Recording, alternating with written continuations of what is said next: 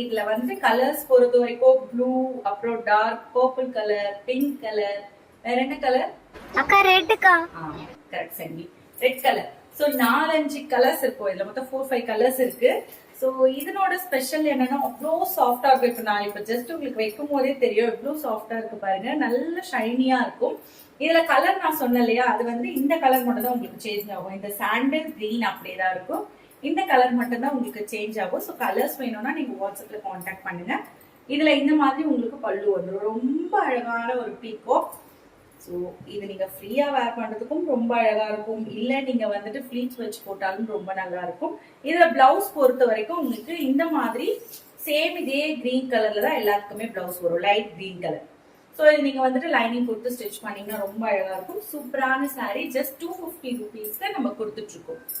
Okay சங்கி, நீ கேட்ட blue colour நான் காமிச்சிட்டேன்.